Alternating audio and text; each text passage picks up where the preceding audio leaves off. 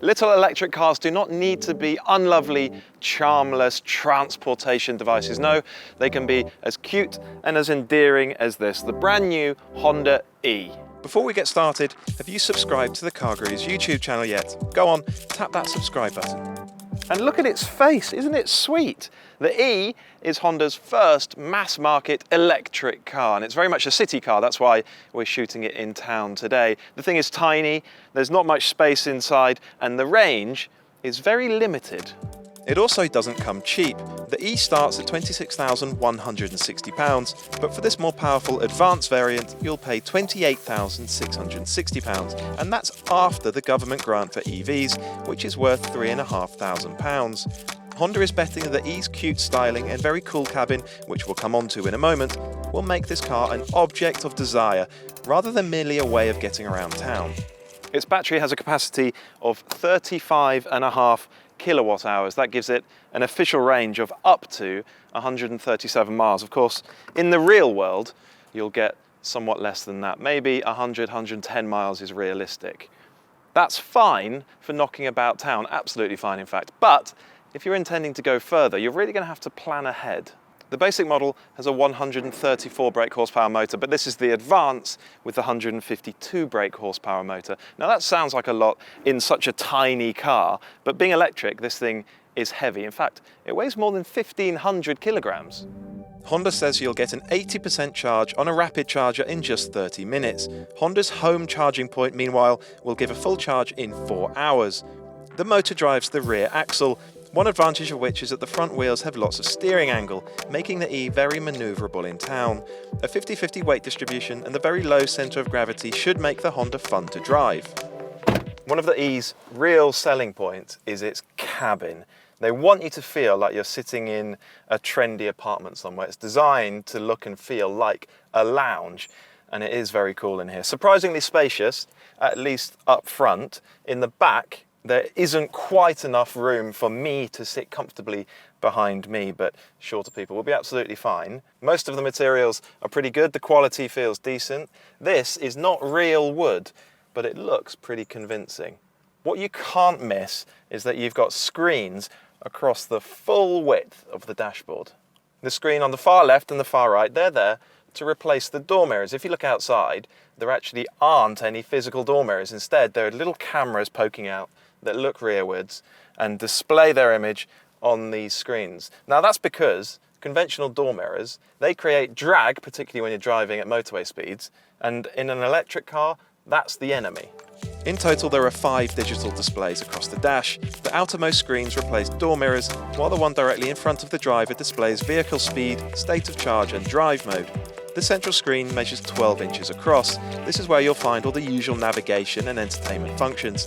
Finally, the front seat passenger has a touchscreen of their own. It's also 12 inches across, and it's for scrolling through their most used apps without, for instance, switching away from the navigation display which the driver might be using. When parked up, the E performs one of its party tricks. The 2 big screens align to display a virtual fish tank. It really is very cool in here, and of course, there's all sorts of connectivity options. Bluetooth is standard, Apple CarPlay, Android Auto, they're available. I've got USB sockets everywhere. There's even a 3-pin plug there, a traditional cigarette lighter style socket there. And there's a HDMI port, so you can actually plug in your games console and play on the screens up on the dash. This Advanced model gets bigger wheels and the more powerful motor. It also gets a heated screen, an uprated stereo, and this funky rear view mirror up here, which either works just like a conventional mirror or as a camera feed. I do love it in here, but I don't love the boot space. It's pretty limited at 171 litres.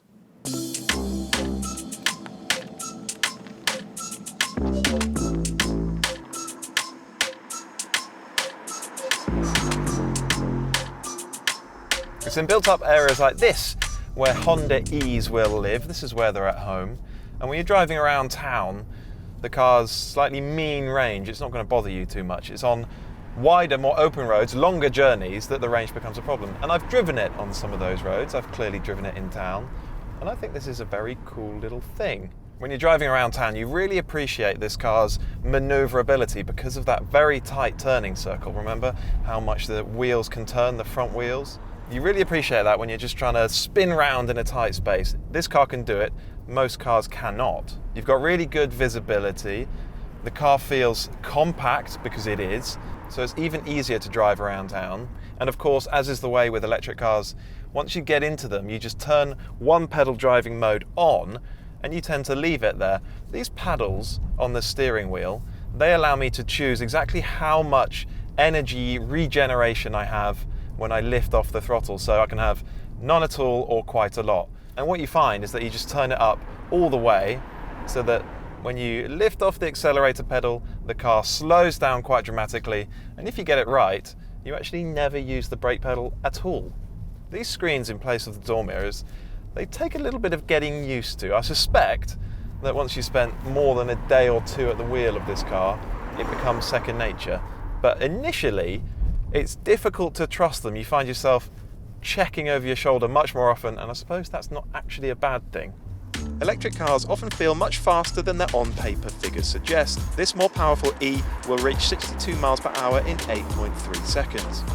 But in truth, it feels even quicker than that, or at least it does at very low speeds. Typical electric car stuff really. Between standstill and 30, 40 miles an hour, they're really brisk. And then when you get up to slightly higher speeds, the acceleration tends to tail off. That's true of this Honda E. Although it's perfectly happy on more open flowing roads, on quicker stuff like motorways, it certainly doesn't get swamped. Can a tiny electric car, but one that weighs as much as a family saloon, be fun to drive? Fun to drive is a very particular thing when you're talking about electric city cars. It's not about mountain roads and tearing through hairpins. Instead, it's about how agile a car feels in town, about how nimble and nippy it is. And this car does feel all of those things. However, when you stick it into a corner or two or fling it around a roundabout, you do start to sense its weight, and that's a bit of a shame. What you want from these very tiny city cars is for them to feel very light, and this one just doesn't. 1,500 kilograms, so it's a properly heavy thing, and you are aware of it. So in its way, the car is quite good fun to drive, but overall, I think it's a really, really good package. The ride is comfortable.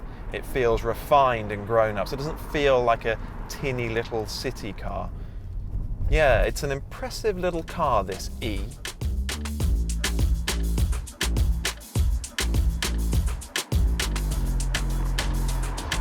The Honda E has charm by the bucket load, and it's a genuinely pleasant thing to spend time with, but it isn't perfect. For one thing, it doesn't come cheap.